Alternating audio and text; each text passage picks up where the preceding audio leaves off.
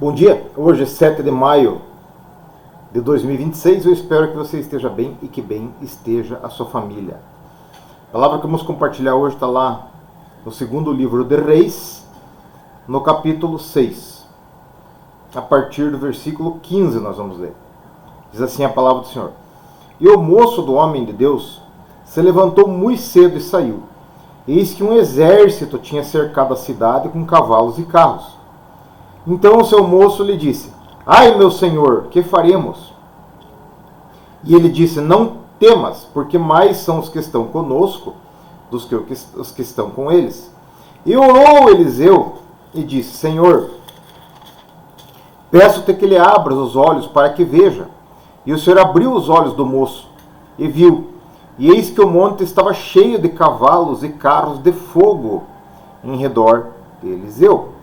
E como disseram a Eliseu, orou o Senhor e disse: Fere, peço-te esta gente de cegueira. E como desceram a Eliseu, orou o Senhor e disse: Fere, peço-te esta gente de cegueira. E feriu-a de cegueira, conforme a palavra de Eliseu. Então Eliseu lhes disse: Não é este o caminho, nem é esta a cidade. Segui-me, e guiar-vos-ei ao homem que buscais. E os guiou a Samaria. E sucedeu que, chegando eles a Samaria, disse Eliseu: Ó Senhor, abra estes os olhos para que vejam.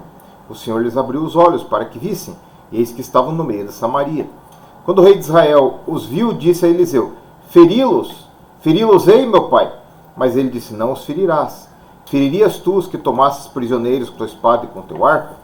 Põe-lhe diante pão e água para que comam e bebam e vão para o seu senhor. E apresentou-lhes um grande banquete, e comeram e beberam, e os despediu.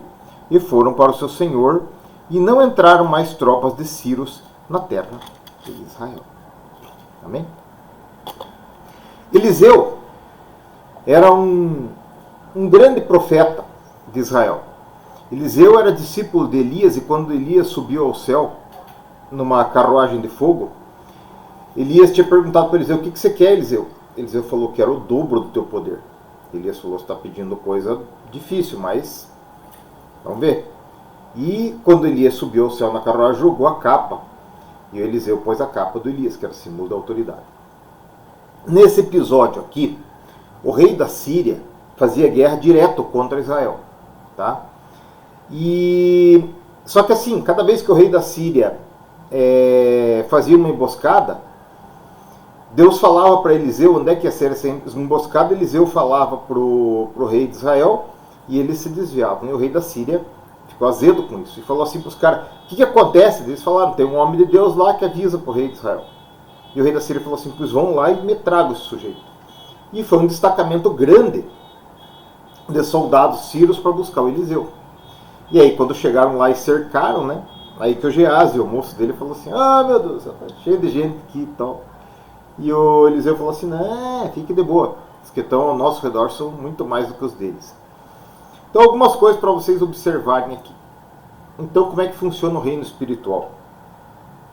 Esses anjos, demônios, principados e potestades, eles às vezes podem ser como ondas de rádio e de celular, que você e eu não vemos, não sentimos o cheiro, nem ouvimos, mas conseguimos sintonizar com um aparelho próprio para isso. Né? Então, eles estão por aí em volta. Tá? Segundo, Eliseu orou. Então, quando a gente ora para Deus, Deus acampa os anjos ao redor da nossa casa, dos nossos filhos, de tudo que é nosso. E eu sempre coloco isso na minha oração, né? Peço para Deus acampar os anjos ao redor dos meus filhos, da minha casa, tudo que é meu. Porque eu sei que esses anjos, eles têm uma capacidade de guerra muito grande. E eles nos protegem, tá? E aqui ele explica isso, né? Então, ele foi, e no fim ele acabou resolvendo o problema, né? Porque ele orou, logrou os caras, levou lá para Samaria, né? Os caras chegaram, estavam cercados por um exército maior, e aí o rei deu de comer a eles e mandou eles embora. Nunca mais o rei da Síria fez guerra contra Israel. Foi legal, né? Então não resolveu o problema deles lá. Mas assim, gente, percebam isso. Sempre vai ter alguém fazendo guerra contra a gente.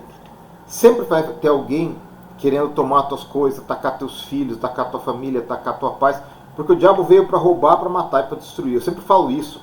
Quando eu era piazinho, que o pessoal tinha mania de jogar a gente na piscina, eu grudava no braço de dois e dizia, eu vou, mas eu levo dois comigo. Tá?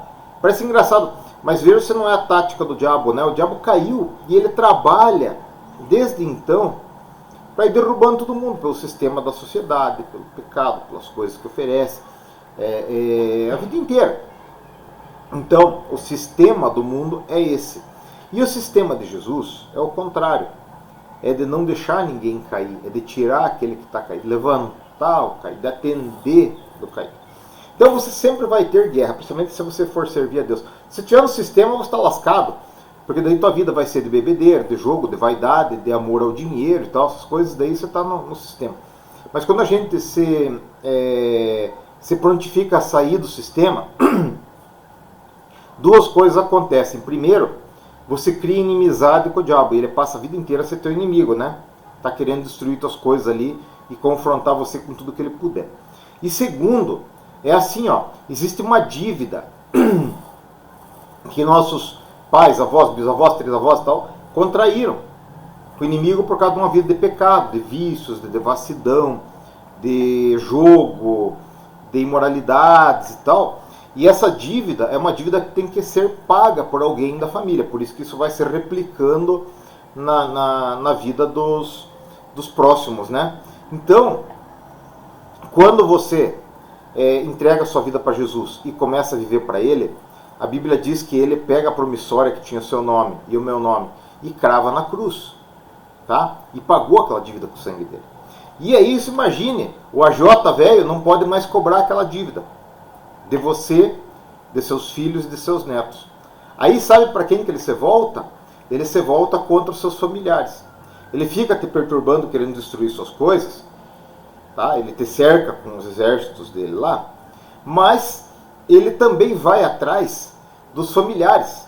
Como quem diz assim, e aí você me prometeu que o fulaninho lá ia pagar a conta e agora ele saiu do esquema. Por isso que os familiares odeiam quando você entrega a vida para Jesus e começa a ver de uma forma diferente. Porque dessa dívida vai ter que ser paga por alguém, mas não mais por você, e nem para os teus filhos, nem para os teus netos. Tá? Isso é muito libertador. Então, a palavra de Deus diz aqui,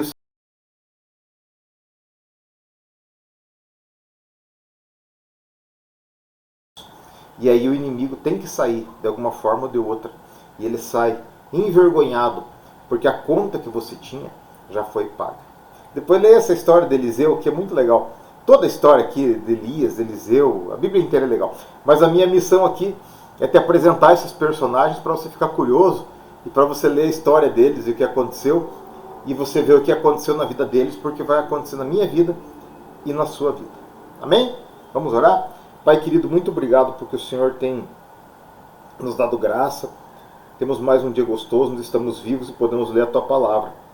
Peço, Pai, que o Senhor esteja nos abençoando, perdoando nossos pecados e visitando a casa do meu irmão que está me ouvindo e a minha casa e acampando Teus anjos, Senhor, ao redor de todos nós que Te servimos e que buscamos no Senhor a proteção. O inimigo pode se levantar contra nós e mandar contra nós seus exércitos, mas o Senhor tem os Teus exércitos para nos guardar. Nisso nós confiamos. Abençoa a vida do meu irmão que está ouvindo, a sua casa. Acampa Teus anjos ao redor dele, das coisas dele, da família dele e livra eles do mal. Em nome de Jesus. Amém? Tenha um dia muito abençoado. Medite nessa palavra. Se possível, fique curioso, leia, porque é muito legal.